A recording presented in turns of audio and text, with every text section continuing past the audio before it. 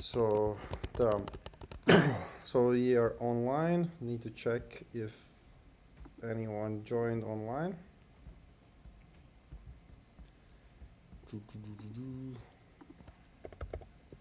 Right. Everything is very slow right now.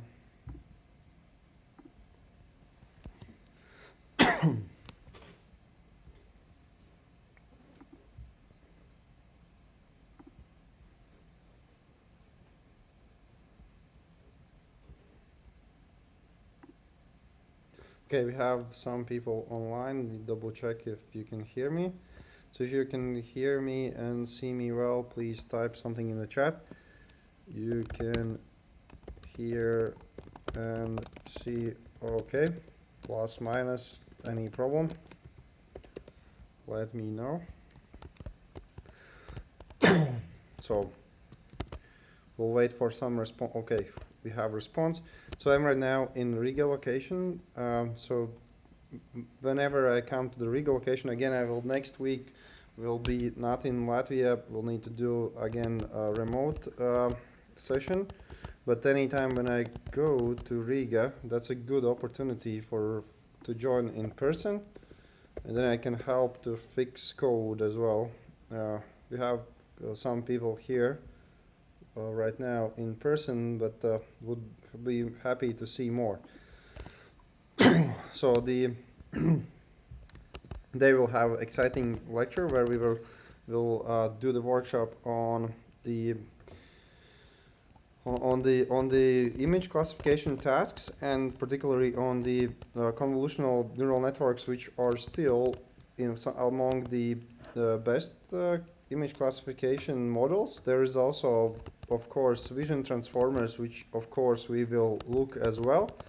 We will learn how to make vision transformers a little bit later, because transformers, as you might know, are actually time series models. And time series, we will go in detail, but this is like for, let's say, sensor value modeling, the language modeling, the audio signal modeling. This is the primary use. And then for somebody invented how to use this transformer model also for image tasks, even though this is not always the best way, but I will show basically. So for the beginning, though, I want to share the homeworks. I got lots of homework submitted. I also noticed that there were at least one particular person who was trying to be very smart and posting empty templates just to make my life more difficult. I noticed that, and I will mark low grade, and basically if anyone just submit some kind of meaningless stuff, that better don't submit, because now I know the name of that person and I will check him every time. So, and so if you want to be that person which I check specifically, then good luck submitting the empty templates. So please don't do that. Better than don't submit anything and then just come and write the exam at the end, and then you can pass the grade somehow the course. So that's that. That is one. What else? Yeah, I just wanted to double check. It will just on the Perplexity or whatever. We'll check the what is the latest ImageNet best models. ImageNet best model, because I know that for years it has been the efficient net, which is based on convolutions, which we will look today. Just want to make sure that that actually these are still one of the state-of-the-art models. So an ImageNet, if any of you don't know, maybe I can share also that information in live. So ImageNet is the largest. There's already, I think, 200. The largest data set for images. So it's they have like I think 10 million images, or maybe I'm. So we can check all of this just a second. So I could actually do all of this live. So okay, this is not logged in, but whatever. Okay, let's see. So these are just like minute details, but I want to share them just step by step. So ImageNet, how many samples, right? I know there is also the second version. So so what is there? So 14 million annotated images.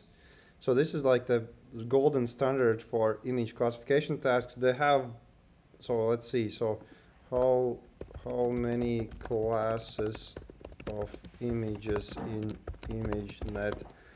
There's also ImageNet Tiny with very little classes. Okay, so cool. Yeah, that's what I was thinking about. Originally, it has 1,000 classes. Like most of the pre-trained models have 1,000 classes, but now they also have 2,000 classes. Or here, the ImageNet 2,000 and like 21,000 classes, over 14 million. So significant data set. This is the benchmark for all of the image classification tasks. So just to visually look what is inside, so there is something along these lines, the watercraft, some kind of dog, husky, like the sailboats, whatever, like 1,000 classes, and then now even 21,000 classes. That's that. Then the next thing, they also papers with code usually have the benchmarks. Papers with code ImageNet benchmark. Right, I forgot to log in. That's why it's. So where is it? Where is it? Papers with code. Here it is. So yeah. On these tasks, we already see that, by the way, these small dots, you see how many models. There's like tons of models, especially in last years. Like there's like huge amount of models. And also one thing to notice, if you see model which is performing weak like worse results, like here it's like 70% accuracy, so on. It doesn't mean that that model is bad. It might have some interesting features, like for example, some of these models could be trained without labeled data, like any labels, and suddenly get 70%, because it's really possible nowadays. So that's that. But if you go here, so this is all right. There is a vision transformer is top here. So this is kind of the best one. So what else? Vision transformers, vision. Okay, and then we have EfficientNet. So the most of the first models are all of based on VIT, which means the vision transformers. I'm not sure about this one, but basically after the vision transformers come EfficientNet. One big difference, like any transformer model, very slow, very large actually. So if you look here, number of parameters, the 2,000 million here, and then here the where is it? So the EfficientNet 480 million. So it's like 4 times smaller. These oh no, not 4 times, five almost 4 or 5 times smaller than these transformers. So I'm just trying to say that what we will learn today, this is still relevant, because first of all, these models are smaller. They're about the same grade, so it's like 90%. Also the even the transformers in the first layer use convolutions in most cases. Actually, here you can see convolution plus transformer, EfficientNet. Oh, here's another convolution plus transformer, convolution plus transformer. So the second place also is convolution plus transformer. Yeah, you will get that a little bit later. So that was the just a quick intro on the benchmarks. Now let's jump in. Oh, maybe I should remind you what we try to achieve with these tasks. Okay, let's remind that one. So okay, so before jumping into convolutions, let's remind last session. Last session was classification using the PyTorch. Sorry, classification using PyTorch, and there were couple of specific tasks that I wanted you to do. So one was we did the classification on multi-class classification, and then I asked you to do at home the binary classification. Just a second. So where had the notes, deep learning, PyTorch, right? Binary classification. Okay, cool. So I will post all of this on the whiteboard, and then we will look step by step what has been done, find some mistakes, learn of them. So this is this, and visually okay,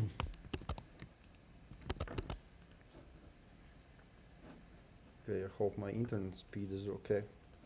So I connected with university internet and it's just lagging. Okay, so good. So there is the binary cross entropy function. Okay, so we will look in implementations and we will see if people got it right.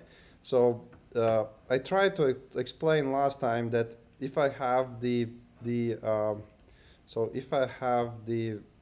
multi-classification, so y multi. So if I have like prediction of LPG, so this would be right. Thank you for doing this. So let's say petrol, diesel, LPG, CNG. So this would be vector for each of the samples where we have probabilities. Like normally it would look something. Oh, you tu netais, ko tu neredzi? Right, crazy. Tad tas akmeņi, ja kaut kas nestrādā. Šausmas. Yeah, es kaut kur galīgi neiedomājos, neesmu uzlicis. So yeah, so here would be like 90% that, 10% this, and 0, whatever. So this is the output of model. By the way, again, this is something that we will catch up later, but these deep learning models can have any input, any output. You already know there is generative models that where we can generate pictures from text or so on. This means that the output is high dimensional matrix. So it can be any input, any output. It doesn't need to be just price, that it can be price together with probabilities, whatever. So that's that. But then if I have the binary, then it's different. So let's say we have the petrol or diesel classifier. So normally you would think that this is the output, but this is definitely not the output. So for binary classification, you don't do this. You do just this, because the other class can be achieved. So if this will be the petrol, diesel can be achieved just by -1 minus that. So like 1 minus this is 0.1. So let me color this out. Basically, you don't never do that, you do that. And then it actually what it means is that binary classification models output just one single number. It's just also need to understand that the output shape is not just single number. So the shape, so the binary shape is actually batch, 1. So we are always having vector dimensions. It cannot be that it's just answers just one number, because we need to work in these feature dimensions. So that's that. I will just jump into the code in a second. We'll look how it was implemented with students, but we need to go through some of these things. Then also the weights. So here the weights. Do you remember why we need weights in the loss functions? Not really. No, so the loss is calculated from any loss function if we can backpropagate it, but this is like a specific coefficient here. So why would that coefficient might be important? No, there was the alphas and so on for the SGD, but this is actually related to class balance. So if I have many petrol cars, very little diesel cars, it will be just always predicting those which are many and not those which are few. So this is very important parameter. We talked about this last time and I showed you how to implement it. but this is like class weights weights for balance, for imbalanced classes. So it is coefficient, and this is not learnable. By the way, it could be also learnable, but this will be really interesting loss function. Maybe we will get to those loss functions as well. There are loss functions with learnable parameters, but this is not learnable. This is basically how we could calculate it. Okay, let me look up a little bit of code. So I think last time we already looked at that. Just a second.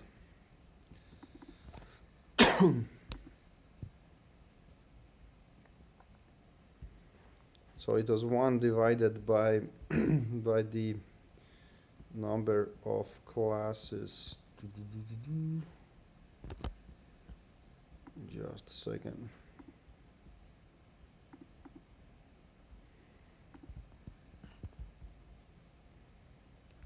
Yep, so let's see. So this would be number of classes, counter values, right? So one option would be weight of the class 1 divided by so count of the class. Sometimes you can multiply it by something, but this could be just the most basic. So what I mean here is, so the n means this is a, let's say we could even make it more clear, petrol, and the other one will be diesel. So it will try to make that those classes which are fewer have larger gradients. So diesel, and this is just a count, diesel. And what we also can do is this is actually coefficient. If we want, we can make it smoother. So basically, if we make it larger, then it will not be as sharp, and if we make it smaller, then it will be sharper difference. So this is something to play around with. So that's one part. Then the other one to notice, we talked about it as well already, is these epsilons. Epsilons are just for numerical stability, because we don't want to have logarithm from 0. So that's that. And this is like just some number. Then also we're using the mean, not the sum, because mean is independent of the batch size. So that's that.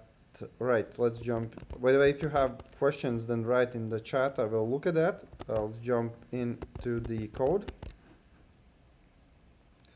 And if I forgot to add the templates to the previous lectures, for those of you joining from outside the courses, you can also remind me. So that's that. Right. Okay, we are in the code, I believe. So where is it? Yeah, we are. No, but this is not that code. Right, India car dataset MD5. Where is it? Right, we are in the code. Good. Good. So here's one example. We'll see if it's implemented correctly. So so this is the output: manual, automatic transmission classification. So that's that. Let's go to the model. So the model have output features 1. This is correct. Then everything else seems here correct. Let's go to the loss function. Loss BCA. So y prim. I'm not sure why you need to convert it to the float here. All right, maybe I know. Let's see. This is about tricky. So this will be the probability. I'm just thinking how the person gave the okay. There's interesting that somebody changed the loss the optimizer, but cool. So y index. So this is interesting. Okay, I guess, yeah, right. So if I have just 1, 0, we can do that. Convert to the float. Yeah, that's cool. Yeah, it seems everything right, except the weights are not implemented here. But also, this is a good sign if the person who implemented this understand that they can remove the weight parameter from loss function, so it already means that they understand something. So but this is correct so far. This is great. So that was one implementation, and the epsilon is smallest floating, the 16-bit floating number. Okay, that's cool. Then the next one, let's see that one. So the y. Oh right, I forgot about batch norm. Okay, we'll look at batch norm also a little bit later. Okay. Ooh, I just realized something which was not right. Oh no, this is right. This good job. I forgot to mention you that these models don't use softmax at the end. They used sigmoid at the end. I'm just thinking, did I add this as a task? Do cross entropy, build loss function? Maybe I even did not specifically told you that, but this is really what needs to be done. Let me give some examples. So the last, again, I just wanted you to understand that these deep learning models, you decide yourself what are these functions you chain together, and you think with your head what would be the best function to use there. So for softmax it would not work, because there you need to sum together all of the outputs, but you have just one output. So this is not good there. But the sigmoid gives you something like this. So the sigmoid gives you, for any input, it gives you values in the range of 0 to 1. So this is a great way to model the probability distributions. So this is, if you add at the end sigmoid, you limit model's outputs so that it will always be from 0 till 1, which is a great way for probability between 0 and 1. 100% basically. But this is not the only way. You can use other functions. So you can even, if you want, you can use 10h if you, I don't know, like +1 divided by 2. This will also work. Would be strange, but it would work. So I think you can also clip relu. So clip 1. Let me see. So clipped relu, for example, like let me show you. So any function at the end would work. It's just that sigmoid is the easiest one. But you can also use something like this, for example, clipped relu at 1. I think even in PyTorch there's already implemented something like that. So I'm just saying any function which can be calculated derivative can be used to model specific outputs. In this case, we want to model 0 to 1. So that's that. So let's go back here. Sigmoid loss function, where you are. Again, it kind of seems very similar to the, actually the same previous one. Okay, here we have weights. That's cool. So this is even, and you can see if you look at this code, for example, the person made this spaghetti and so on. If you generate code or just put some kind of useless stuff to me in the homework, it's quite easy to see. If you actually try to do it yourself, you will make like human mistakes, and it's easy to see that you tried yourself, so that's good. So class weights. So class weights, let's see, where do we get the weights? Where is the weights? So if oh, right, and the person listened to me last time, so this is also great. The person tried to get the some better coefficient there. You can even run this code and see how this works. So I mean, like, this is something you can change yourself to make sure that the confusion matrices look good. So this implementation really like this, like, seems really nice. So let's try to run it. Okay. So the accuracy, test accuracy, oh, something broke there. Yeah, it was, you see, it went down and then it went up. So usually this is sometimes it's called catastrophic for forgetting. Something is, so the train goes down, the test is really jumpy. Maybe one reason why this could happen is the learning rates and the optimizers. So let's try to use something better. So first of all, I think I last time said that Radam is the least sensitive to the learning rate. There might be something better. If you find something better, let me know, but Radam is kind of the standard. So then also we can, if you see jumpy loss functions, you can just reduce the learning rate. So let's try again. But otherwise, seemed promising. Okay, the train goes down, so now it's much smoother, except, okay, now some accuracy seems really strange. So the accuracy now increases. I think it's related to those coefficients, but still goes in the right direction, and at least the loss looks much better now. So definitely not perfect, but much better than previously, right? Then you can also change the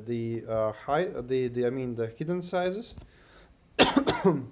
Hidden size. Okay, it's actually quite big. Okay, let's look at another possibility why this doesn't work so good. Let's look at the batch norm. So the batch norm, okay, that's something I also maybe did not talk specifically last time, but I gave you a task for you to discover yourselves as well a little bit. So this is another interesting function. Maybe I already talked about it a little bit. So, and this function ensures that we don't have dead neurons. So what is dead neuron? You will see in a second. So, right, actually I could use this as well. Okay, so this will be our neuron activation function. Again, I last time said that if you want to research something for deep learning, please don't aim for really dumb things like I will test different activation functions. This has been done like not million, but thousands of times, right? So you need to look for something that is deeper, like not actually do some trivial stuff, but then maybe one of the best ways how to use deep learning is to try to combine it with some older methods or some specific areas where like there's still a lot to do, but but just like usually like students see activation functions, okay, I will try them out, is they don't care, like Relu works as well as sigmoid, whatever. So that's that. Let me show you dead neurons. So dead neurons, how that works. Where is my image? Here it is, copy image. So this will be the calculation for batch norm. So, and what it is, so it is actually like something similar to normalization, basically. So if you look a little bit what is inside that function, so okay, where is my, so here basically, so this is the key. So the key here is that basically we have subtraction of the mean, so the kind of average mean on top, and divided by the variance or standard deviation. Basically that's a standard deviation. This is really strange notation when you have square root of the squared variance. It's just add standard deviation. I normally, when I write these equations, I just would write STD in the bottom. So, and what this does, so it will just make sure that your outputs are always -3 till 3, basically. So why 3? Because Gaussian goes mainly in -3. It could go also -6, but like 99% of cases it's 3 sigma. So this will give you that.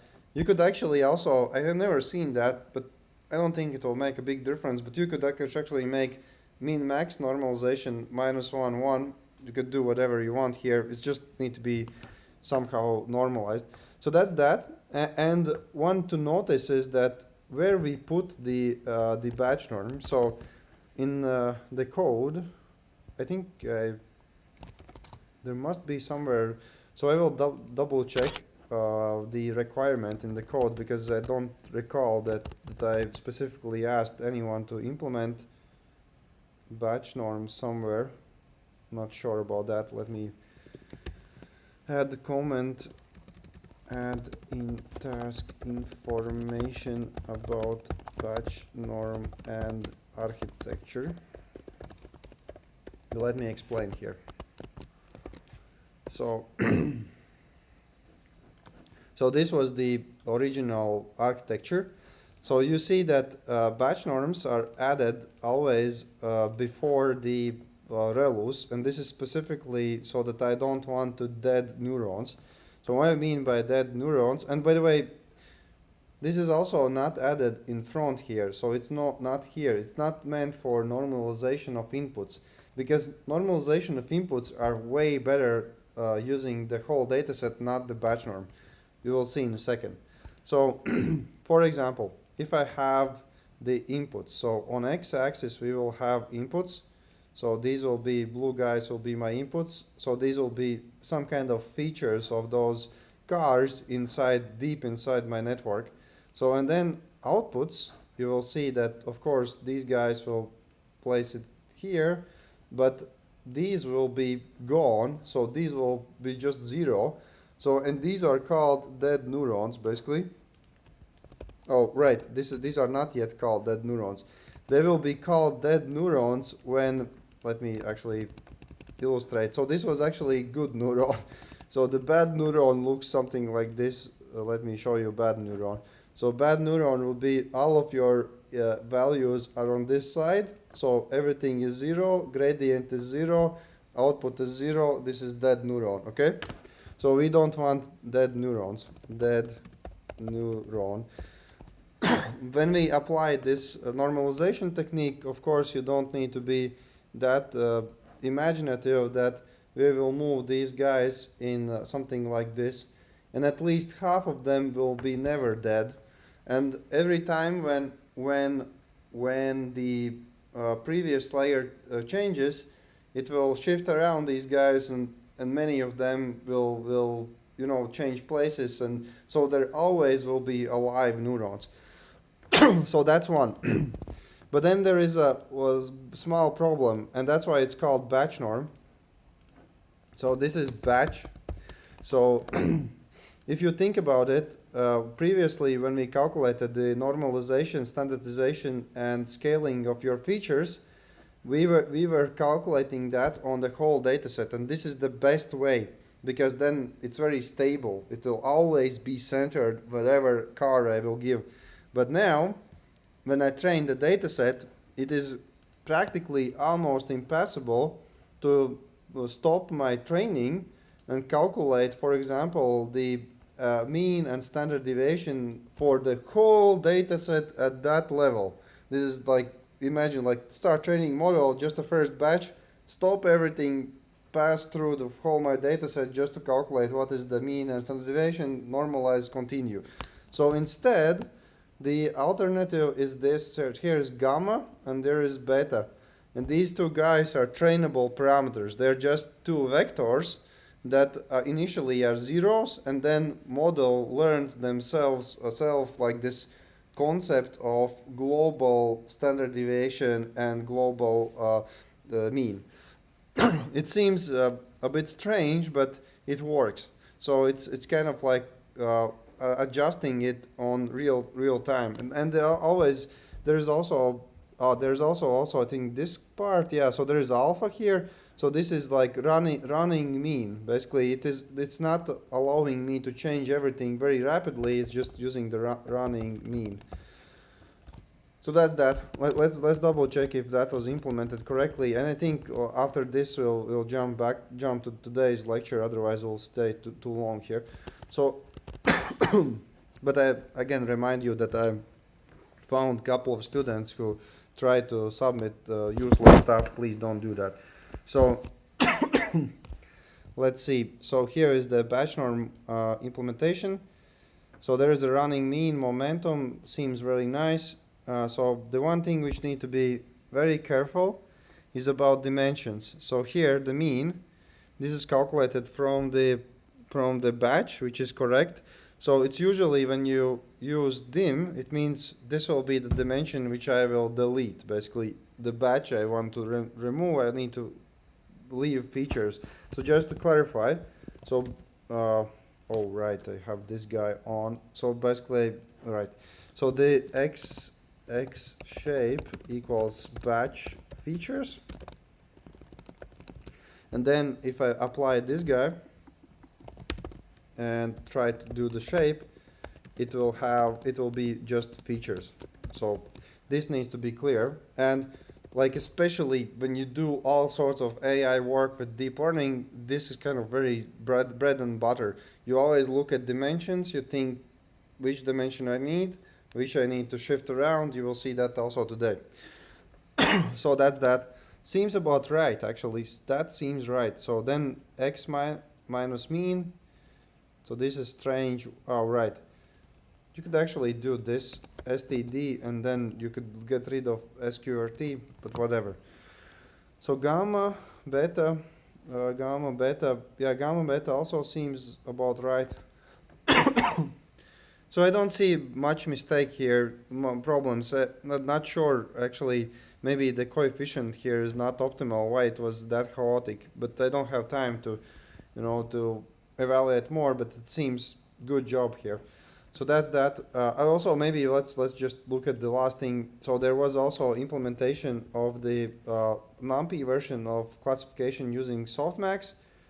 The most interesting part there was basically, I think, the softmax layer itself. So this was one person who implemented it correctly. It's just that I rarely see Python users who know these diagonal outer products and so on so well. So I'm very sure that this person did not write this code themselves, but maybe they did. So it is correct, but try to make code yourself. I mean, like, try not to use fancy functions, which I immediately see that most likely you don't know how they work. But basically, this is the correct implementation. Just for a reminder. So maybe I'll just maybe add it here. The matrix which was needed to implement actually looked something like this. Usually students, when they do the work themselves, they don't use that outer product function. They just implement it manually like this, like with the for loop, or like if you know that how many classes you have, you can just write it out. So please, when you do the next homeworks, try to do it yourself rather than generate code. It's not help for anyone. So that's that. Because I have used these mathematical functions like in daily life for last 10 years, I kind of see when somebody uses something out of the line at this level of knowledge. So let's go then further. Okay, so please don't generate code. It is your own interests. As we are training deep learning models, we are training our brains. So we are now in the training mode, not an inference mode. When we will be in inference mode, then very welcome everyone to use all sorts of AI tools to make your code faster, writing code faster. But at this moment, it's not helpful. I told you already once that I had experience where I unfortunately had let to go a couple of my like these interns which were using these tools when they did not understand what they do. So that's one. Let's see. Let's try to share now the new code. Right. Okay. Right, before sharing the new code, let's jump into today's lecture. So this will be convolutional neural networks. So the input is image. There is in the architecture in between, and the output is the same as we had before, the class distribution. So that's on the but the convolutions themselves, those are very interesting. So let's look what those convolutions are, how they work. So let me show convolutions. Okay. Something is very slow here. Okay, cool. So the convolutions, some other images, how it looks like, and then also one Stanford simulation we'll show you. So the idea is that you have a three-dimensional input, not one-dimensional. It can be also one-dimensional, but RGB is just 3 dimensions. So the X, right, again, why it's in that color. Okay, let's make it larger. So the X shape equals batch. Of course, always batch. Always we need to also be careful so that we don't include different like dogs and cats in our calculations, so that like difference between dogs and cats inside one calculation. We want to apply model to each batch sample, not to try to find common things between different batch samples. So batches no don't touch dimension. So then there is a channel dimension. Then there is the, usually it goes height and width, but it could be width and height. So this is our input basically. In this in specific case, what we will look today, so just to visualize, it will look something like this: 16 batch size, 3 RGB colors, then let's say 28 by 28 small images, right? So this would be the input. So then the next thing is initially, so the convolutions were invented, I think, if I remember correctly, by Jan LeCun, who is this Meta AI director in early 90s, and he did it for the signature, for the handwriting classification, and he did it because one of the reasons. So what I could do, actually, just for you to understand, so what I could do, I could reshape things. So if you remember in this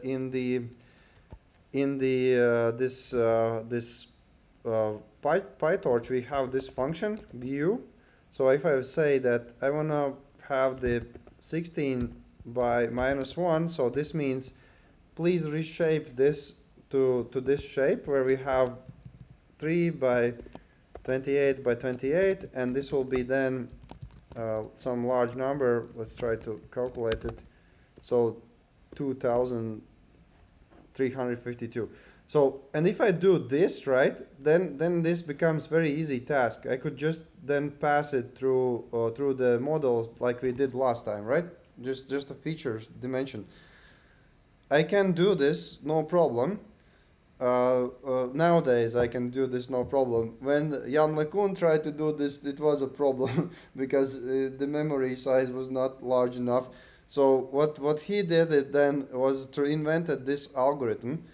This algorithm basically is for the training and for inference, and what it does is it takes small patches of the original input, does exactly the same this thing, but just for the small patches, and then apply local fully connected linear layer operations, and then move to the next layer. And basically the result is then put into the next feature map. They call these feature maps. And you can see already here. So the original channel count, for example, was 3. Then because we can change the out features of any kind of linear layer, then we have 4 here. Then, for example, the next layer was 1, 2, 3, 4, 5, and so on. One thing to notice, and this is very common for any kind of convolutional networks, is that we are trying to change from the width and height dimension into the depth dimension. So the depth dimension gets longer, the width and height dimension gets smaller. And at the end, in the perfect scenario, we will have here the batch. So this would be the last shape would be batch one. No, batch. This will be the some kind of, I don't know, many channels. Let's say if you have 1,000 classes, 1,000 channels, and 1 by 1. So this would be kind of really nicely laid out architecture where we compress the size of the image and extend it into this kind of depth dimension, and then we apply. What we do again. Hopefully at this point you're starting to feel this thing that you can like reshape this again, apply the view function, and then you will get just like this, right? And now again it becomes very easy. Now it becomes the same thing as last time. So this is original thing. He did it for the optimization. But then it turns out that it is working great not only for optimization tasks, but for like also for other reasons. So on those reasons, so let's explore a little bit on that. And so first of all, the people, and there is actually some kind of some kind of convolutional atlas or ImageNet atlas. So they discovered that if you do this model in that way, the first convolutional layer weights and activations look something like this. And this is, if you are working in optometry, these are very similar to Gabor patches. They call it an optometry. So this is very susceptible to human retina. Human retina works in the same way, basically. I actually have maybe somewhere picture. So they unintentionally modeled the human retina quite well, so that the first cells actually respond very well to the same way as these kernels. And these are called kernels. Kernels, yep, kodols. Kernels is just means, kernel function means any function that you can apply like n times to the same data. It like basic naming, like the normal function means take all of my data in one go. Kernel function means use it on the small parts. Like it's also can be applied for other tasks like dataset processing and so on. And by the way, the way how people discovered about those responses, it's a little bit cruel way. I think they experimented at some point with cats, put electrodes and showed these pictures and saw like responses on the brain. So they also responded very well to these kind of inputs in the first layer of the cells here. So that was what they did physically in experiments, and mathematically it kind of tells us one thing. And I told you already many times that deep learning models learn using the stochastic gradient descent the same way like lightning strikes or like water flows. It always goes to the easiest way, and it seems that in nature the easiest way is actually to do this, and also the brains like here it also does that. So just the high level, like the low level features, then the medium level features, and then the high level. In the high level, what we can see here is that maybe, let's see, so I think there is some wheels. So this looks something like a wheel, right? Or sometimes if you do this for the person, then you start seeing a face, things like that. So you get these, or this is a window, for example, and so on. And all of this happens automatically. Initially, you start with random kernel weights, and then it becomes that. So that is that. But then let's explore more. So let me show you some simulation, how this works, and then we will try to formalize it and build it. Right, I think I gave you in the materials for today's lecture. Now this is the highly recommended Stanford computer science course. And they have these lectures online, and they have these nice simulations somewhere. Where is this? So let me see. Okay, this one. So this helps to illustrate some of the key aspects here. First of all, we see that we have something like a for loop. These calculations go over the whole image at particular layer and calculates the dot products basically. And these dot products, the one thing to notice in the green is that they are placed just in these one number areas. And why is this? Is because the dimensionality is so that the output is just this one number. You will see that if we flatten those vectors, it will be just one vector, other vector, and the middle dimension disappears, and we just have one number as an output. And this illustration is a little bit, it is good, but at the same time, in the real implementation, it works even better, because now in this illustration, you have 3 input channels, RGB, and two output channels, just some kind of hidden dimension 1, hidden dimension 2.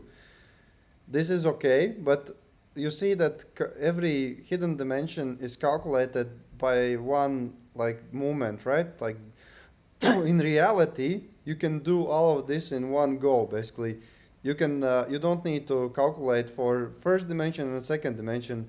If you have just two vectors, you can do this vector dimension change and with one go. The one thing which will be the same is this for loop. For loop don't go away. At the same time, you might notice another thing, that the outputs on the green, they are just this one cell and they are not overlapping with each other. So normally in a CUDA implementation, which we will try today, access the GPU implementation on Google Colab, you can actually access GPU, is that so the Google Colab GPU is you can do it parallelly, in parallel. So the cool thing with the convolutions and transformers is that you can do calculations in parallel. So CUDA DNN library supports that in PyTorch you can just run the whole picture in parallel. We will do this step by step. So that's also cool. By the way, if any questions in the chat, let me know. I will look. So far no questions. One like, thank you. So somebody likes something that we do here at least. So that's that. Let's see. Oh, right. Just to give more context. So the before we start implementing, in 90s when people laughed like Jan LeCun that he made these models. Actually, it was previously solved these image tasks in similar way, but manually. So they normally people use these kind of hard-coded kernel functions. So you have this picture, and if you apply, so the identity means the original picture, and then between there is edge detection kernel, there is the sharpen kernel, there is blur kernel. So if you apply this kernel on every patch of the image, you get those outputs. And originally it was done in that way manually, but nowadays the models learn these kernels themselves.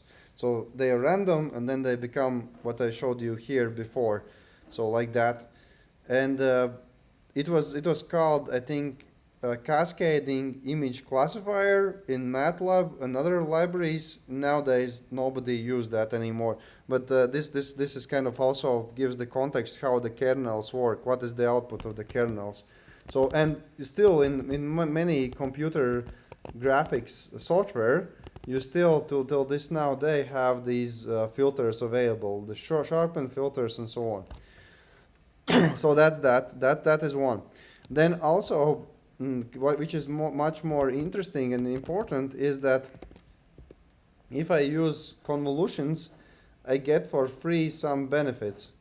For example, the first great benefit is that I get for free the translation invariance. So what it means is if I'm working with these small kernels, right, with these small boxes which are moving around the image, and then I compress all of this information into one vector at the end and classify it. What I get for free is that I can move my cat around or this statue around the image, and whatever on any place where it is, I will always be able to classify it. That is actually very cool. So it means that image classifiers for free, convolutional image classifiers get for free that I don't care where the object is placed on the image. That is super. But then, unfortunately, the image classifiers don't come for free for rotation. So if you slightly rotate your image, immediately it is not recognizable anymore for the model, actually. So, right, why it's don't get my size. Okay, so this doesn't work, the size doesn't work, and the colors doesn't work. So I don't know if it will get today to this. But basically, the way how normally this gets solved is that we need to do the image augmentations. So let me actually show you that. So let's see, PyTorch albumation. For example, this is one very popular library, but there's many of those.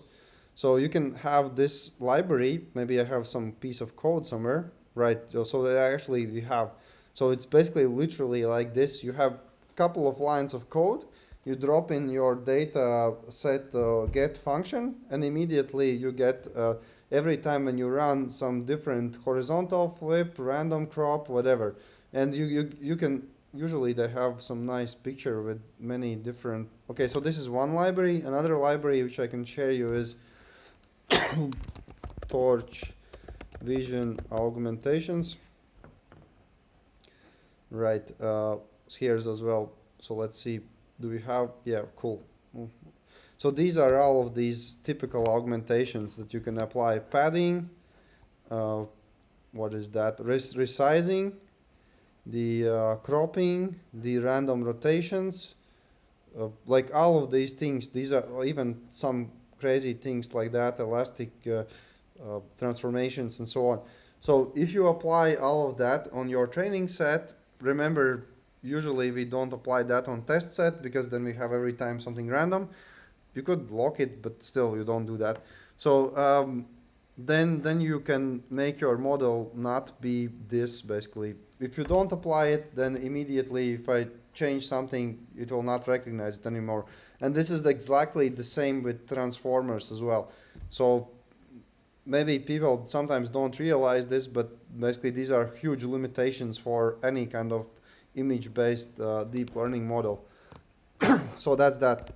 Okay, I've been talking for a very long time. Let's do some coding. So I will try to share the template in the Moodle. Have also the template coder. So right.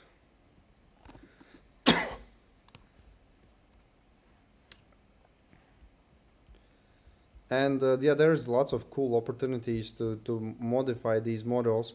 Again, trying to give you the sense that there's not very strict formula how to make these models.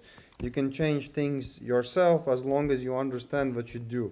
Like, you don't want to have probability distribution in the range from 0 to 2.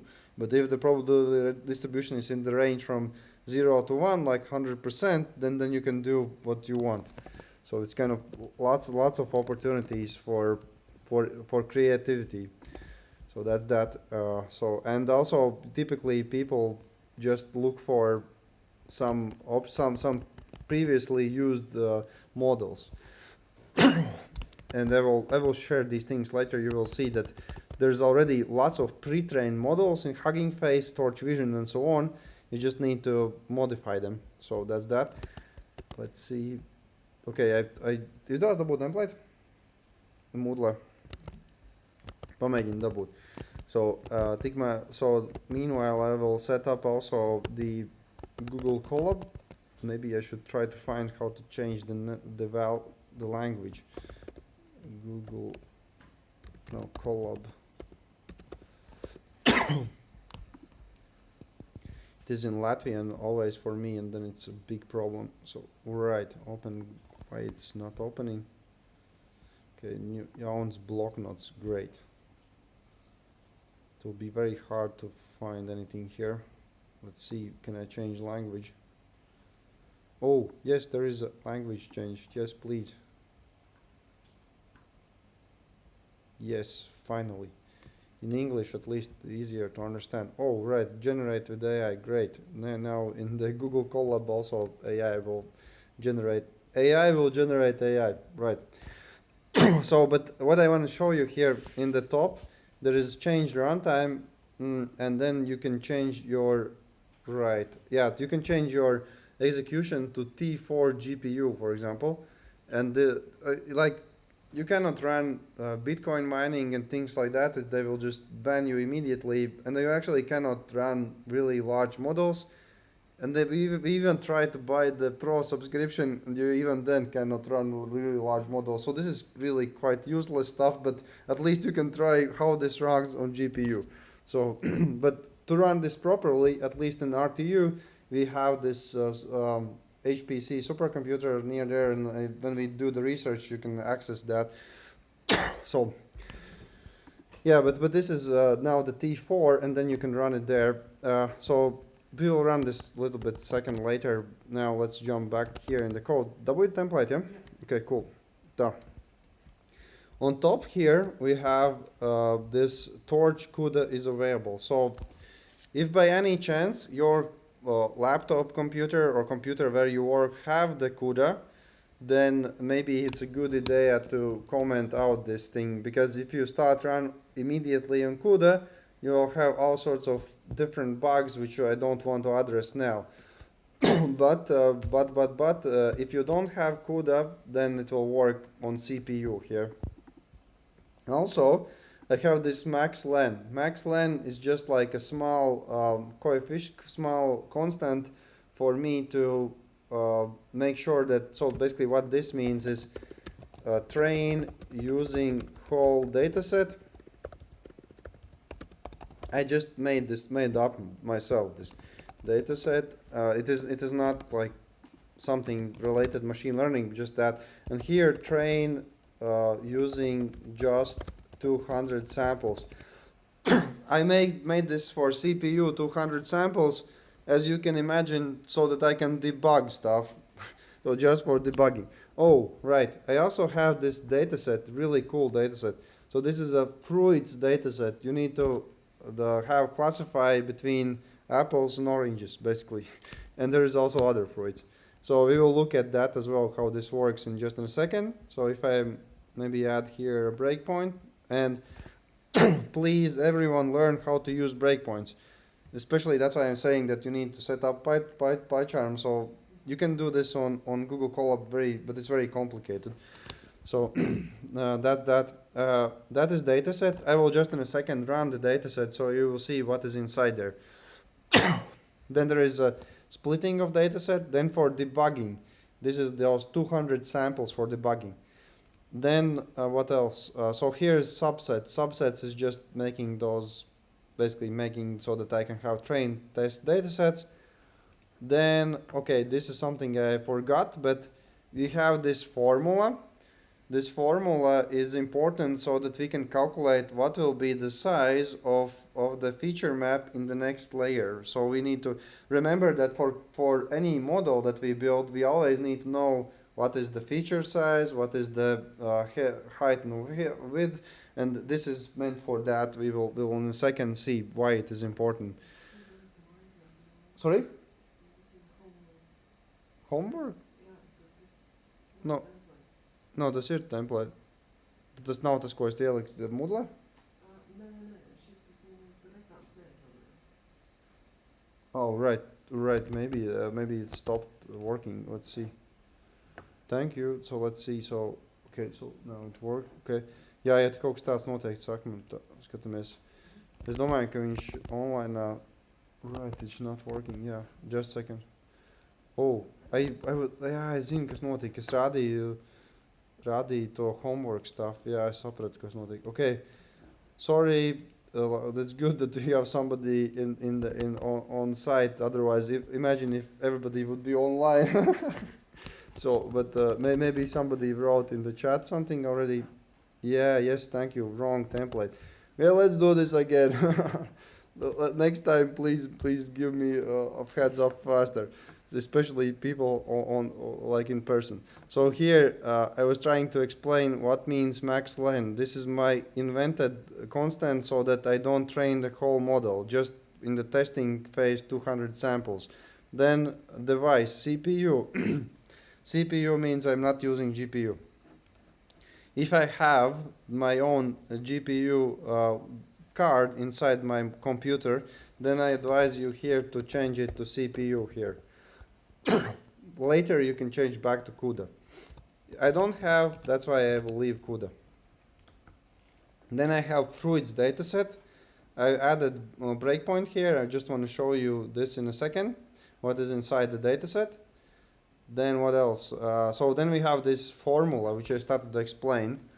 There will be a formula to calculate what will be the next feature size.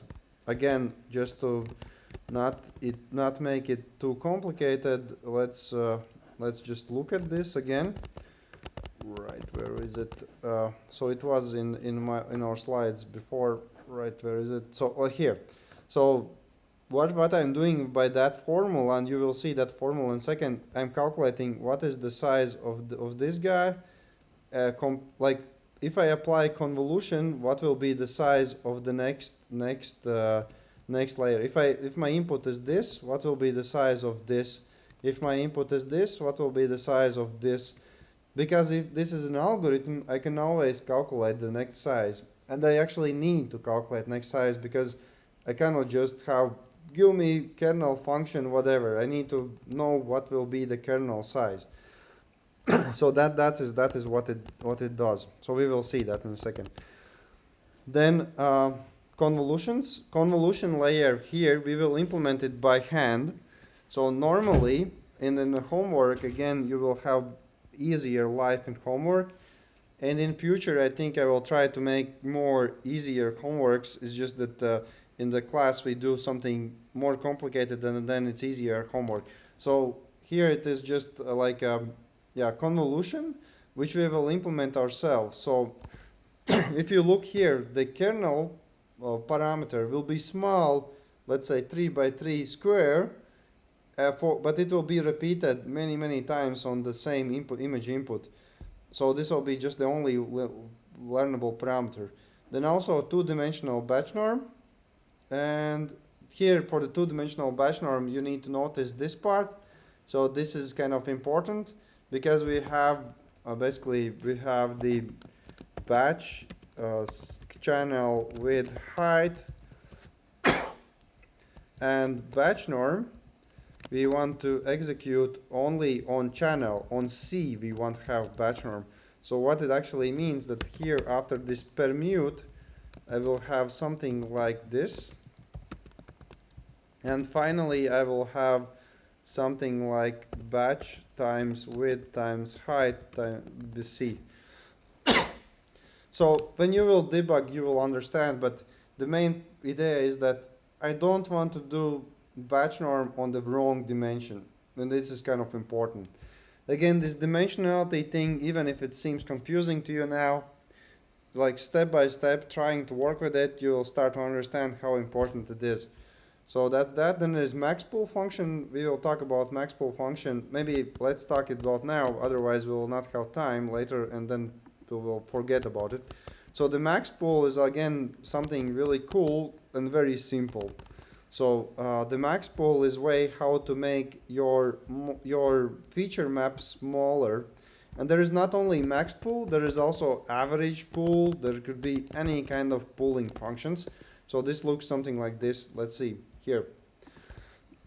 So if I have 2 by 2 kernel maxpool, and it actually works the same exact way how the convolutions work. So if I have this guy, this box here, right, can I move it around? Why I cannot? This is stupid. I usually can move around things, bring more. Right. Other years I use different system, and nowadays it's kind of really annoying. Okay, I can move around this thing. Let's see, can I make it transparent? Yeah, I can. Great. Hopefully, yes. Let's make a kernel. So, okay, this will be our kernel. So I move around this thing. So here the first kernel path. So then the stride. So there already something we can learn. So there is some couple of parameters. So kernel size, k kernel size. In this case, it's two. It's basically 2 by 2. So it can be also 2 by 4. It will be like a portrait mode. It can be anything, but it's in mostly cases it's square. So 2 by 2. Then the next thing, very important. So this will be something very useful. So stride. And stride in this case is 2 as well.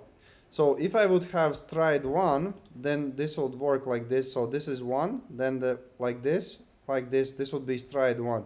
Stride 1, stride 1, stride 1. Stride 2 means this. So I'm using here, here, here, here. With stride 1, I would go like this, this, this, this, this, this. With stride 2, like that, that, that. Clear? Okay, cool. So, and then I'm applying some kind of function. I like exactly same stuff what I'm showing here is also a convolutional algorithm, but then I'm applying the dot product there, or linear layer. Here I'm just applying max, and I'm just taking the one output of each kernel. So max, here is the 20 max, here is the 30 max, here's 34 max, and so on. I can do the same thing actually with the mean, like mean pooling. There's a different kind of pooling.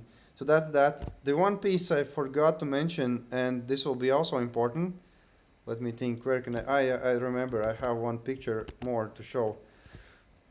So is that there is another parameter that we can use. So let's see this one. So we like ignore, if you ignore the, so I will show you what to ignore. So ignore these numbers here, let's color them out. So, but basically the idea is that you see there's zeros around it, right? 0, 0, 0, 0, 0, zeros. Also in that animation, where was my animation? Okay, I closed it already. That's not cool. Did I write that? It's not here.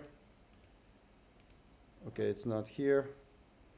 Right, I closed it somewhere. Just a second, I will pull it back again, because I think it's important just to get these small points together. Otherwise, if I start code, you will not see what I do. So, so here in this animation, we also have this gray area around the blue area.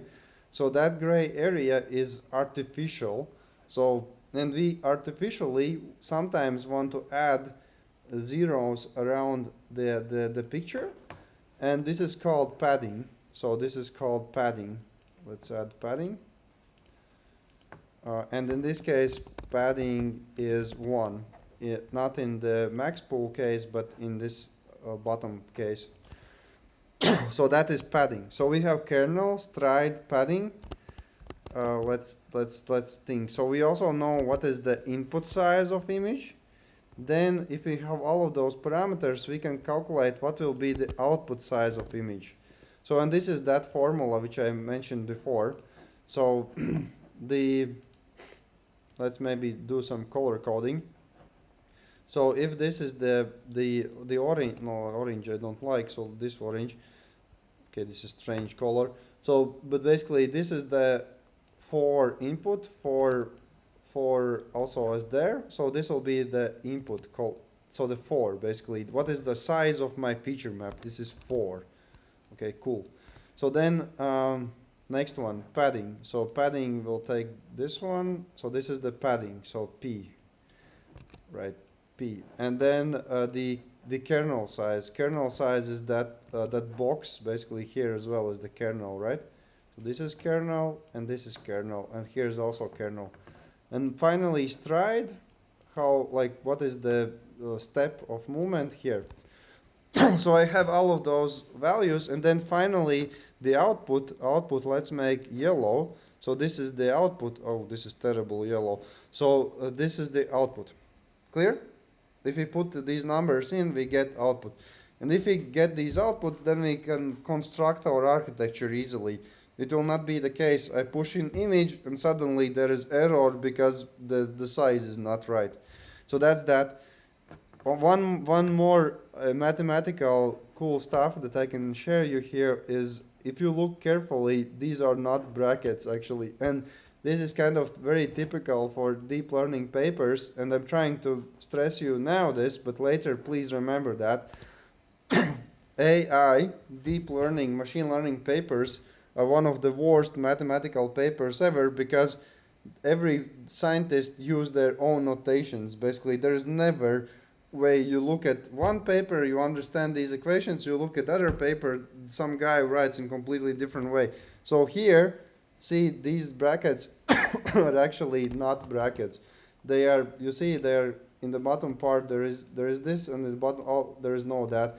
And what it means is just, this is the flooring function. So basically, like these kind of strange stuff is floating around in these papers. Sometimes somebody use for, let's say, sometimes what is like similar brackets sometimes are called like basically ReLU type of functions. We will see these more, but just be aware of that. It is not like high school algebra where you have one equation and it's always the same. So that's that. Okay, let's do the coding. Yeah, and if any questions, please write in the chat. Those of you who are not here.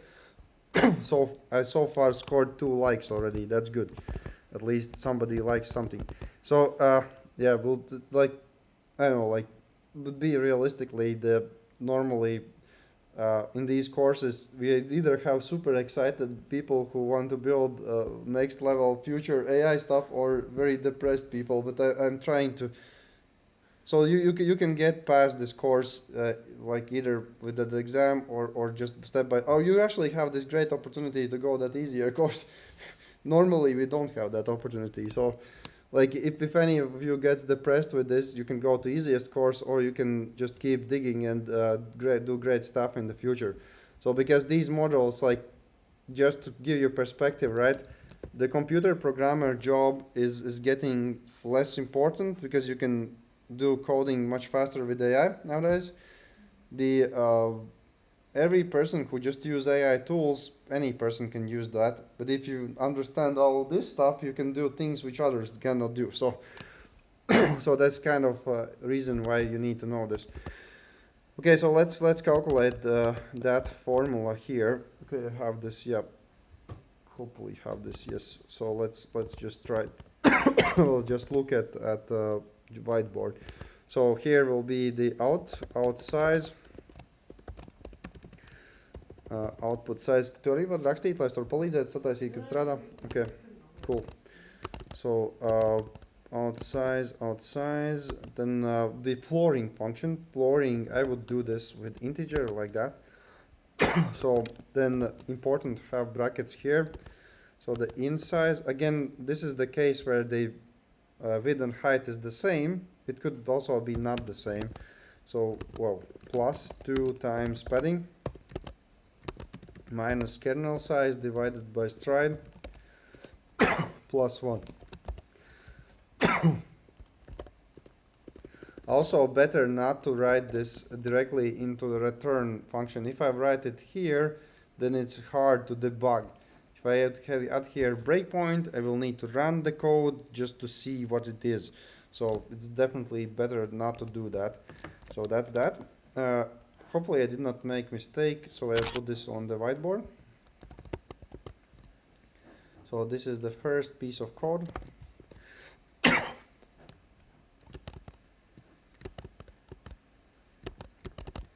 Right, let me see. Okay, so I will check also with the live audience from time to time so you can catch up with me. So just a second, I will find notes.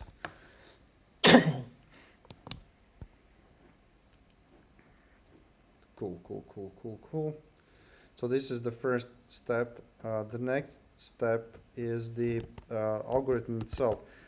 So the next step is predefining the variables. So this is not good for, or like kernel 1. This is definitely not good.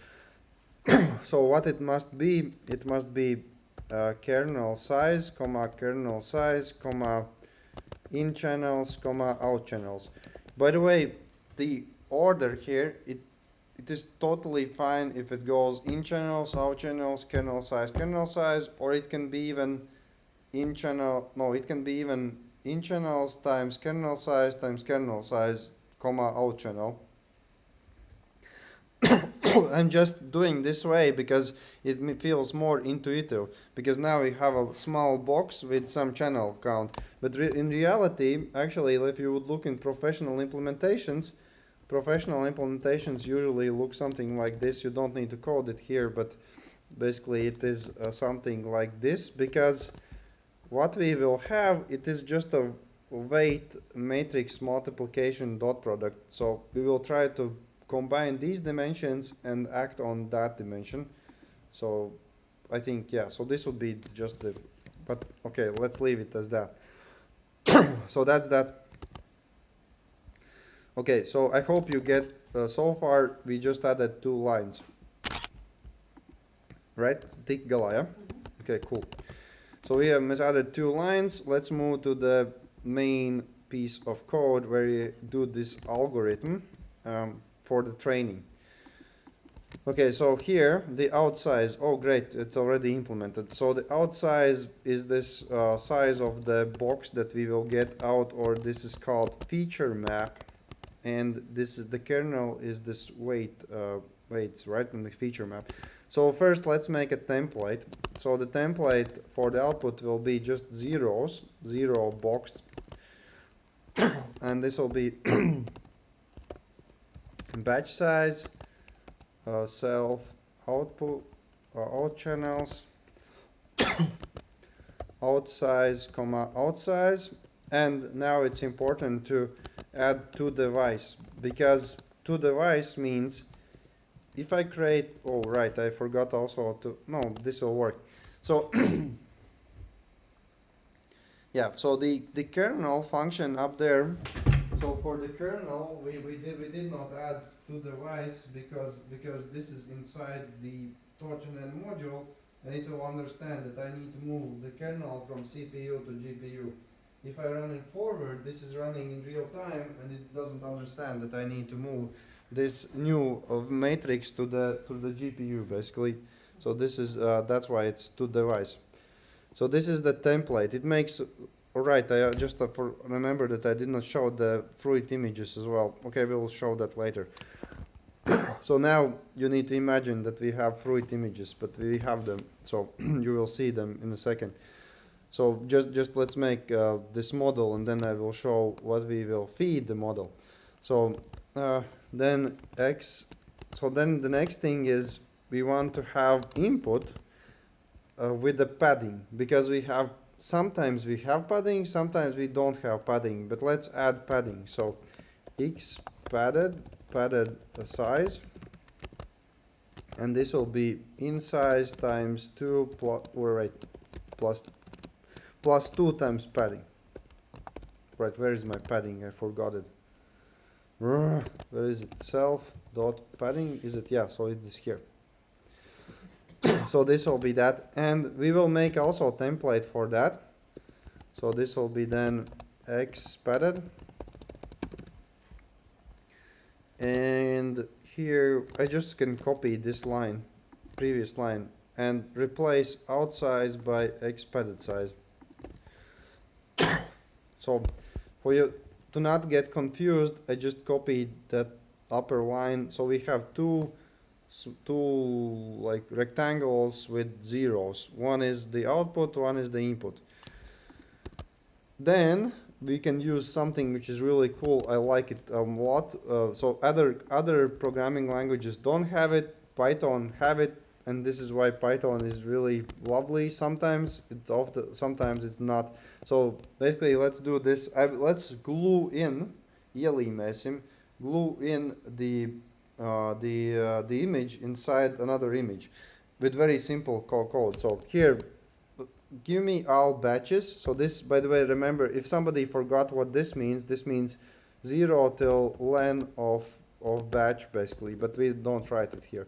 So give me all batch samples and glue in also all channels RGB and glue in the image. So self padding, so this means start from padding, go till the padding on the other side. Do the same also for height dimension, and please insert their x. So I like this piece of code is one of those rare instances where Python is very excellent, because you can really nicely like cut out small piece and put inside another piece. So you get it what it is, right? The image is copied inside the zero matrix. So that is really nice thing. But then let's move to the next thing. So then we need to have this for loop. Before for loop, let's change the size of the kernel. That's why I said about the kernel size that we actually need to have -1 all of dimensions till the out channel. We will not do what we saw in the Stanford animation where we did the dot product to each dimension separately. We will do this to all dimensions in one go. That's that. Then this interesting thing is let's do the for loop here where we do the strides. So e out will mean where I want to glue the new box in, and this will be then for e in range of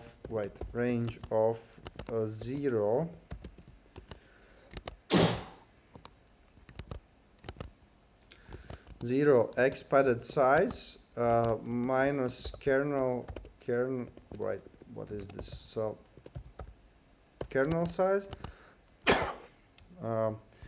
comma stride, self stride. So I need to double check this equation. So I know it must, so the padded size, so let's see, from 0 till padding. Yeah, the padded size, that is the whole padding. The kernel, we cannot go outside dimensions, that's true. Well, let me double check more. I don't want to make mistake here. So let's see. Right. If I will make mistake, it will be error just, but of course it's nothing nothing that, you know, we can fix it, but better not. Yeah, it should be -1. So there should be -1 as well here. Otherwise it will go outside of the image. I think so. I'm not sure. I think so. So that's that. Then j out 0, and this will do also for the other dimension. I just copied the same stuff.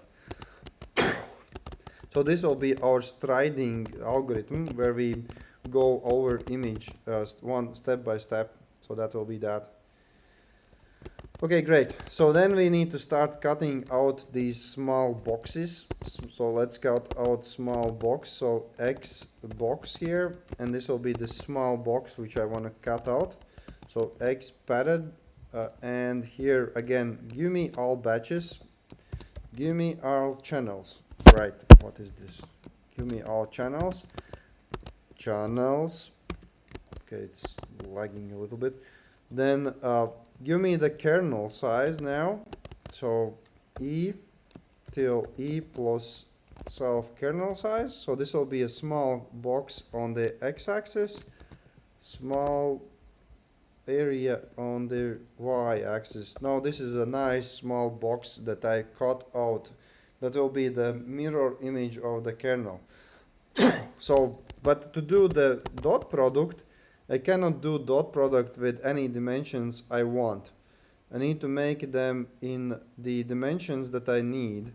So in this case it will be, so let's make it x flat, and x flat will be x box, right? X box, funny, not intentionally, shape -1, and this will be, right, let's see, so this will be, so let's wait a second. I don't want to mess it up. Something is not right in my opinion. Oh no, batch size, right, I forgot about batch size. So I need batch size, right, but I need then also the input dimension. Okay, let's do it step by step. So batch size goes here. Right. Do I have batch size? Yeah, I have. And then actually what the next one is, we can just write -1, but basically what it is that channels times kernel size times kernel. This is all of the other dimension. And it is kind of important to understand that this dimension is the same as here, the first one. At least it should have been. Let's see. Yeah, kernel channel. See? Kernel channel. It is only that it's kind of not in the right place, it seems. So let's see. So this is the kernel. Okay, let me double check. So kernel, in channel, out channel. So this is the in channel guy here. So there is the, here we have channel, kernel. So it actually doesn't matter at all right now, but basically if you want to be very correct, we should probably put it here like that. But if you leave it as it was, it will work, because we just flatten it here. But like it could be also there. So don't worry about it, you can leave it as that. So just we need to flatten the kernel and flatten this small box. If we have two flattened things, now actually how we look at this. So this guy is batch comma feature. And this one is actually something different. This one is feature comma feature out, basically. This is the feature in, feature out. So please keep in mind all the time, because maybe at least most students at this moment don't get it. So that I could actually flip around matrices so I can do the dot product with these two guys together, but this is wrong. What I need to do is to add extra dimension here so that I can eliminate feature in and get feature out. So this is kind of, because again, I'm I will just repeat it so many times so that all of you kind of understand, because every year in exam somebody don't get it, that dot product matrix scalarized resonance is two-dimensional algorithm. So it goes basically, if I just add like this, these last two dimensions will work with these two dimensions and repeated by b times. So that's what I'm trying to do. Cool, so let's try to implement. So the out, so out. So let's see, so this will be, I need to think about it in just a second. So this will be out flat. Yeah, this will work. Out flat will be kernel. We need to transpose it here. We could, like, again, it's just playing around with dimensions, but we could make it so we don't transpose, but let's leave it like that. Flat. Now, give me batch, give me channels. And now I added this non. So this means make new dimension. So for x flat, it means give me batch, give me f, add one dimension extra. Again, maybe somebody forgot the dimensions extra is something really dumb. So for example, if I have, let's say 1, 2, 3, and if I add the, so something like along lines like, if I add this, right? So the output will be this. So dimension adding do not change the data. It just adds those brackets around. Clear? So that's that. Okay, cool. We added that bracket around. And now when we do the, so this add symbol means dot product. So this is matmul function. And afterwards we get rid of that dimension. How we get rid of it? Like this. So this actually, this small line is kind of very common way how to do matrix multiplication. So that's that. Then we store the output. So where is the output? Output, give me batch, give me channel, give me I out. Right, where is I out? J out, and store out flat. Why out flat will work? Because these two guys will give me just exact cell, and this one will be the out vector, and this guy will also be the size of out vector, batch by out vector. So that's why it works. And if you add the breakpoints, you will see that. So, and then here, just the last two things, which are very simple. J out plus 1, I want to move my step, and E out plus 1, move my step. So basically that is the whole convolution function, and now we're trying to get it alive step by step. So this is really like a for loop going with the stride over your image, and getting this representation like locally. So let's try to do a couple of things. So first of all, I will write in the YouTube so that everybody got this code so far. If there's any problems, let me write. Tev izdevās viņu dabūt? Okay, cool. Bet man tagad ir bišķi jānočeko viņu tā. Oh. Yeah, sometimes Python is lovely. Yeah, it's I don't have much time to go off the script, but I can show like crazy Python examples where experienced Python programmers think that it will do one thing, it actually does the other thing. So is the convolution 2D ready? Let's say plus, minus, and working on it, W. Please write in the chat so I know.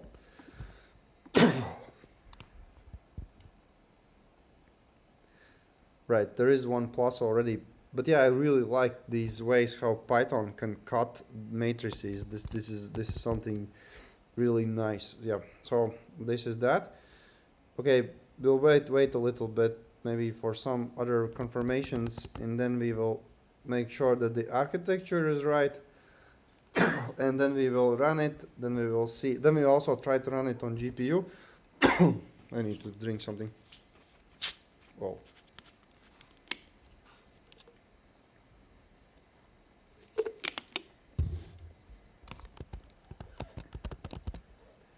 Okay, I have just one confirmation, but oh no, two confirmations. Excellent, thank you. Hopefully other two guys who are watching, or girls, can also do this. If not, then go to the whiteboard. Right, so that's that. Let's go back to, yeah, so here in the code. So batch norm, we can do this later. Max pool, do later. Model we cannot do later.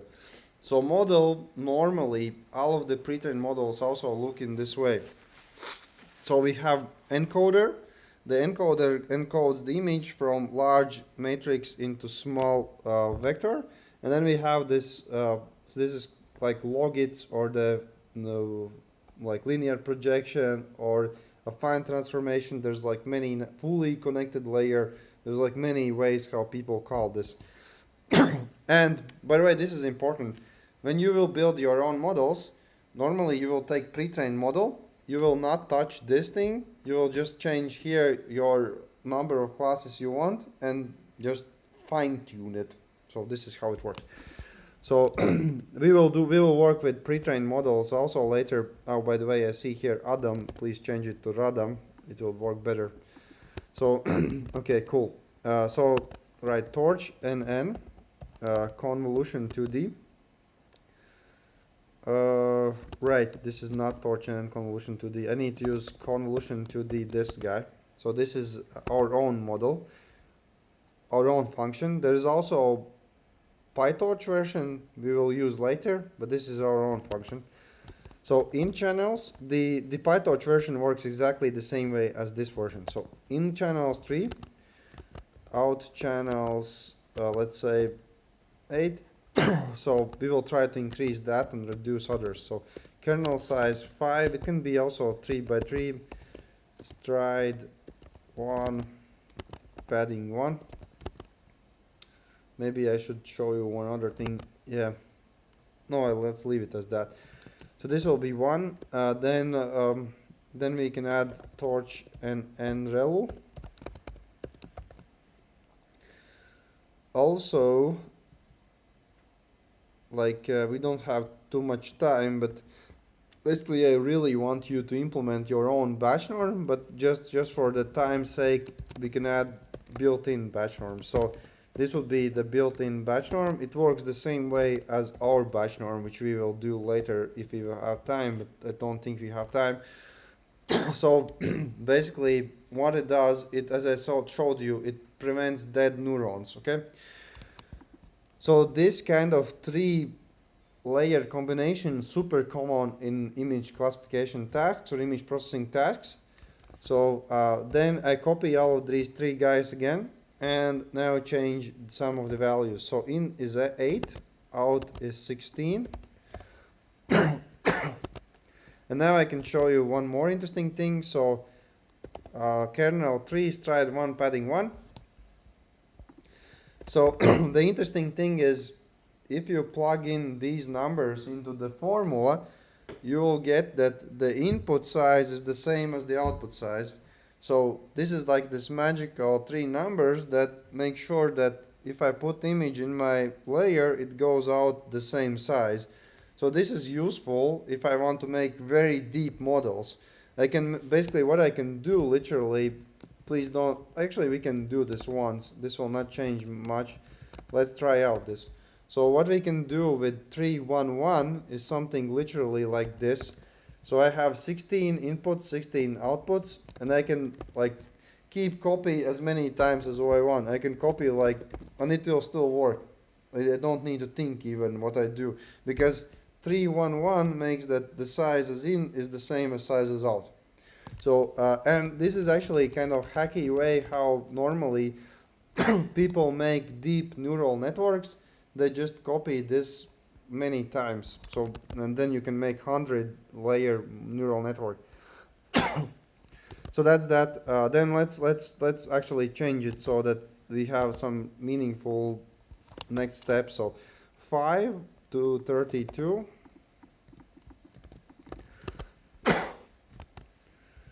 And finally from 32 to 64. I think these kind of numbers will make sure that the image is not smaller than 1 at the end. If it is, then there will be error. We'll see if that's the case. So now the problem is following. Why we need that function here? So actually, I don't know why I put it here. Let me actually, I will make so note, because otherwise I will forget about it. So let me see. So this function must be by model class. So we did not use it actually, but this must, no, did we use it? Yeah, we did use it. No, so my bad, we did use it. So we calculated what is the output size. So actually, let's copy this line. So if I copy this line and go down and put it here, I need it here, because the trick is that I need to somehow know what is my flattened shape here, but I cannot know what is my flattened shape. I need to calculate what will be the shape outside of my model. So that's why I need to have this here. And like the way how to do this, like let's see. So let's outsize, insize. Do we have insize? I'm not sure. Do we have it? No, we don't have it. So the insize is actually 28. Right. So in size, right, I'll just leave it like that, 28. Kernel size, right, is it, so maybe I made, no, the padding, yeah, the padding is 1. Oh, let's rewrite it completely. So in size will be 28, padding will be 1. Oh no, I have better idea. Please copy this line here and just copy it here. It will work. Even though the parameters are in the different order, because they are named parameters, it will work. And actually, this is also an important design pattern. Whenever you write code and you want to hard code numbers, please never ever write like this in any programming task. If you start writing code like this is the way to the disaster, basically. If you do this, you understand this now, somebody else looks at the code, he don't understand anything what's written here. That's why named parameters super cool. Always use named parameters when you hard code numbers. So that's that. And then the next layer. So Next layer will have output size of that. And again, please copy these guys, 3, 3, 1. So then again, next layer will be 5, 1, 1. And then the last one will be the same. So now we calculated our output size basically. So we know what will come out of the model. So what it means, so we'll have the 64 dimensions times outsize times outsize, because we are getting the image out with 2 dimensions. So this is that, and then the out features is the classes. So dataset, class, what was the len, whoa, what was that, labels, right? So basically that's it. So this is the model. So we have the calculation of the sizes. We need to remember that this is the 2-dimensional box coming out. We need to flatten it, and then we want to have these classes. One thing I did not add here, last time I added softmax inside the model. If I want to do this, I actually could do this. I could make this as a sequential and add softmax here, but softmax don't have any learnable parameters whatsoever. So that's why I could leave it for later. Like relu also don't have learnable parameters. So like this is just for the way how you write code. Okay, so I'm adding this to the slide number 11. And scrolling a little bit down to the forward pass. Forward pass should be very similar to last time. So out will be self encoder forward x. Again, please don't write this thing. I know like every year some student writes this. This is also possible to do because it overrides the call operator, but now basically I cannot understand, is this a function, is this a model with the function, whatever. So it's like always please try to make right code so that other people can read it and you can read it yourself when you have forgotten it about it. So that's that. So out flat, out reshape, and reshape it to x size 0 means batch size. And why I just don't write batch size is because remember in the drop last function in the training dataset, sometimes the batches are not the same size, and if I just write the hard-coded batch size, we will have error there.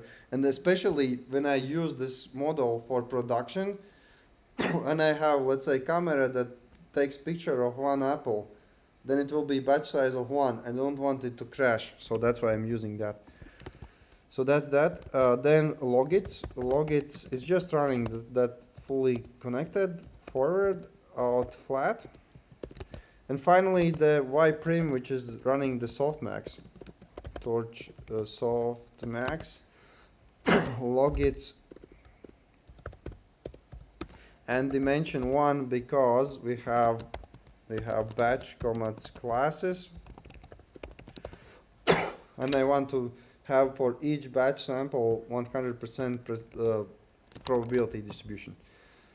Cool. So that's about it here. I need to double check if the loss function is implemented. Let's see. Oh, the CCA is not implemented. Okay, let's do that. Oh, the weights are implemented. Yes, at least something is implemented. So but the lossing function, I think many of you should be able to implement it by now. So the last time I made loss function in separate class, I just want to show you that you can do this also without separate class. You can just start writing mathematics here. So torch mean, and it's actually kind of cool, you will see in a second. Torch mean minus y w times torch log, oh, no, not log it, log y prim plus epsilon e minus 8, no, e minus 8. Why it's cool, it's because you see I made mathematical equation and then I running backward function on it, see? So it is really cool in PyTorch that you can write any mathematics and then just run backward on any equation. So it's and this is kind of fundamental idea that with these deep learning models, you will see next time and times afterwards, we will start making models that are not going like this: function, function, function. You'll go functions, functions, functions, come together, comes out, and this is possible because we have this auto back propagation. Really, really cool stuff. So basically, I like it because you can basically invent your own architectures, pipelines. You can think even outside of the box, that in the loss function you can have learnable parameters. There's like really cool things you can do. So okay, so I'm adding this also, and I will try to run it first of all on CPU and then on GPU, and also show you in dataset a little bit. So let's try to run it. Probably will have bugs. Let's see. Because normally you don't ever write long piece of code and then don't test it. I need to download dataset. Oh man. Okay, while it's downloading, I will try to run it also on Google Colab. So chicks, Google Colab, where you are, right? Hopefully, oh, I'm not connected to T4. Let's connect to T4. Connecting to GPU backend. Okay, while it's connecting, I just can copy it here. Right, it's still connecting. Oh man, it's so slow. Everything is slow. I can see this one. Okay, that's also slow.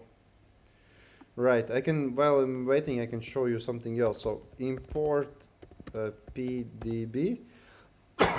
And this is Python debugger. So if you're running this on Google Colab, you can always use this one to stop your code somewhere, like PDB set trace, and it will stop code here, and you will be able to debug your code. This is kind of useful. Also very useful when you run your Python code on servers, like remote server, you connect with SSH, you can run this and stop the code, debug it, continue, and so on. So just for you to know. So then if I run it here as well, let me download dataset. Meanwhile, I will look. Right, I have problems. Okay, I will debug it. Maybe if somebody fixed it already, please help me. So I have problems here. So the size doesn't match. Okay, why it doesn't match? Padded. Oh, I know what is the problem. But this is good, because then you also will know. So I will show you. So the problem is this. So this is the number, and imagine if the number is 0, then it means 0 till -0, right? And what do you think what happens with -0, right? It becomes 0, right? So it actually becomes this. See? This is kind of problem. Like if it would be just 1, then it works great, because then it means like sorry. So, but if it's 1, yeah. So maybe I should draw a picture what it actually does. So actually, but this is I like this kind of bug, because it kind of illustrates that in Python you need to kind of think with head what you do. So right, I have the error here as well. Let me show you a small picture. And this is also not only for my case, but this error could happen in many cases when you do some Python arrays with indexes and don't think about it really. So I will have terrible box here. So box, and now let's say this will be the original image, and I want to place it here. And if I have like padding 1, then it works great, because here I have 1, and on the other side I have -1. Clear? Okay? Right? So I'm just copying in these locations. So if I would just write it normally, it would be this will be -1, Here it will be -1, 1, and so on, right? You get the point, right? So, and now if I do the same stuff with 0, then it becomes a little bit of problem, because okay, 0, I want to actually have situation where okay, this box is the same as other box, so I don't have padding at all, like it is the same. But if I use this equation here and put 0 here, then minus 0 becomes 0, right? This is kind of not nice problem. So to fix this problem, unfortunately, we need to do if statement. So maybe if somebody else have better ideas how to fix, tell me, but I think the best way would be if statement. So if self padding is larger than 0, then do this, otherwise don't do this. Because if it's padded, then it's the same size basically. Yep, so let's do that. Let's try again.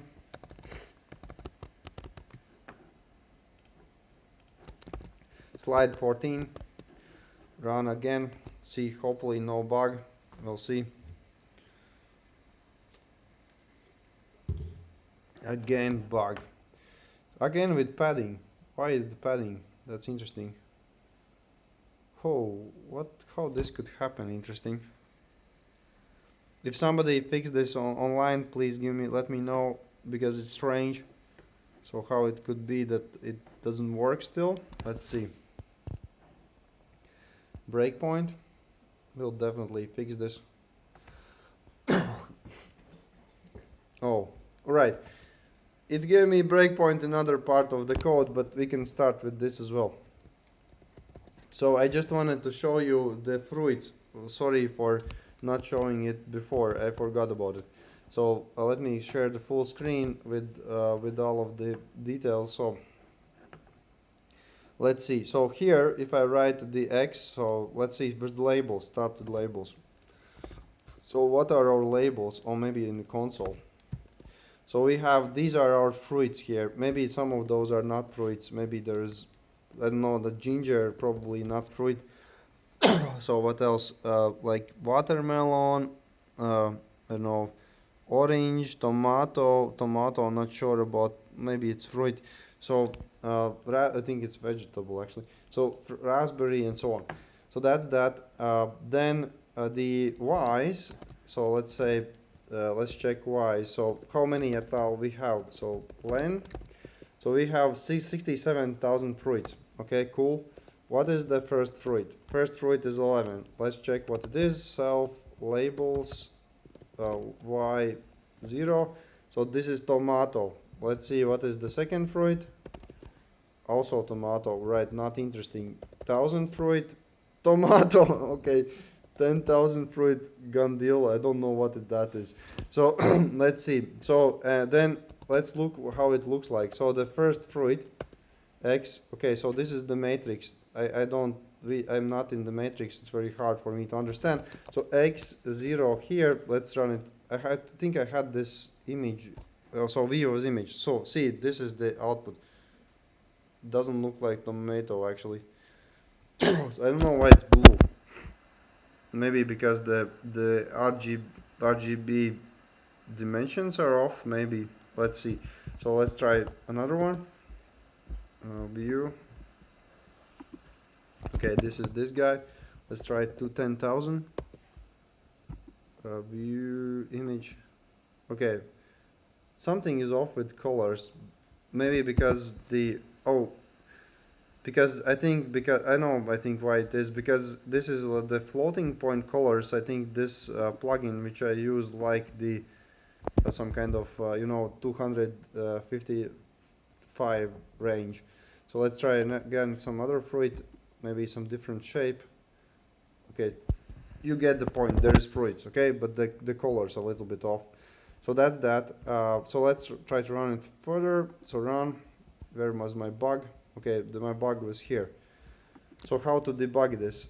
First of all, I would probably try to run it in console. So console. Okay, I have error. That's not cool. Self padding 1, good. X padded shape. So this is the way how you debug it. So 128 batch size, hopefully 8 channels, 30 by 30. Everything seems right to me. Don't get it. So, okay, let's see. So, X, okay, this works. Shape. Okay, the cutout shape. The padding, whoa, we didn't change. Oh no, it did change. Okay, cool. The X now, maybe I have problem with my formula actually. So shape. No, it is the same. 128. Oh no, the 3. See, 8 and 3. I think I know where the problem is. So this middle part is the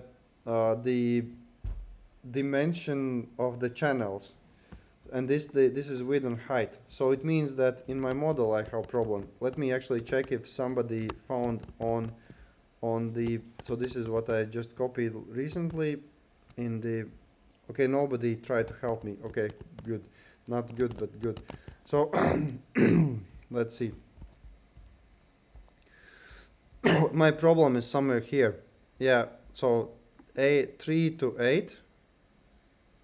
3 to 8, 3 to 8, 8 to 8, 8 to 16. No, it seems about right. No problem. We will find the bug. Okay, so X. Oh, I know where the problem is. Please, here is the bug. Please change it. So X padded needs to be in channels. Let me explain you. So here I have two box templates, and when I did this, I was not very careful. So here this is the output size of the template, and this is the input size of the template, and here it must be the in channels. So if you do that, it will work. So we'll see in a second.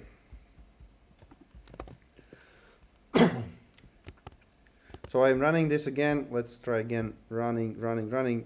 Just give me a few minutes. We will wrap up. So okay. So running. Okay. So this means it's training, but it is very slow on CPU and not using the whole dataset. So what I want to do is I copy everything I have and go to the Google Colab. And if I do everything right, I will run this on GPU. So there is the CUDA. And just for you to notice, the way how to move your model from CPU to GPU is super easy. So you just make these small pieces of code to device. And when you want to get back the code from GPU, you call basically where it is, you call this CPU. Here, you actually could call to CPU and it would work. So it is actually kind of important. If I would not run this line, it would tell that this is error because the data is stored on GPU. And you need to have this .cpu. So if I run it again, let's see if this works on GPU. Okay, 300 batches. So there's 64,000 whatever. So let's see this one. Okay, so here with my small sample, and you see actually colors are right now. So with my small 200 piece sample, it cannot predict right classes. It says that this is a pepper, but in reality this was a tomato and some other corn, and this is pistils and so on. So basically it was not able to classify because we have only 2 batches here. But if I run this same code on the GPU, I can do this way faster and do better job. So right now, unfortunately, it seems that it will take 7 minutes. So I don't want to wait 7 minutes. So how to not wait 7 minutes? So it is 7 minutes because we have this for loop here, right? So just for the testing purposes, so we can wrap up the session, you can add here the built-in convolutions. So like just add torsion n conv, torsion n conv, torsion n conv, torsion n conv, and this will work with the CUDA DNN. I still want you to understand how these functions work. That's why you should implement at home maxpool and batch norm, but just to verify that everything works for you, so you can even compare. then your batch norm must work the same way as this batch norm. So if I run it again, now it should work literally 100 times faster, probably. Yeah, see, like it's just like in 2 seconds whole like not 3 seconds whole epoch. So, and hopefully, yeah, and now, so basically, after the first epoch, we already got the test accuracy 90%. So it's probably because I added radam and other stuff. So basically, it is even hard to make some examples where it doesn't work.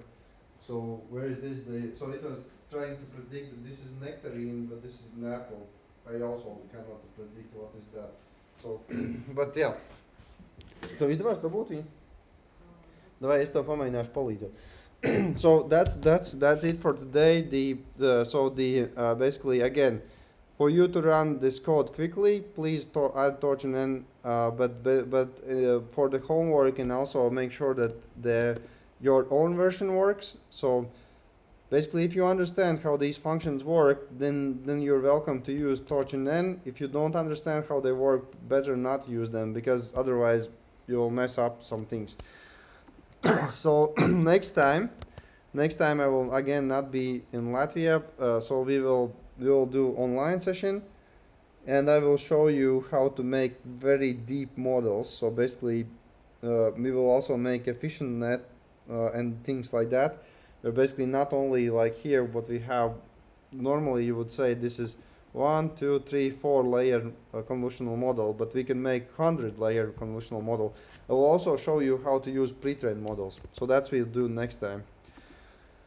Okay, thank you for bearing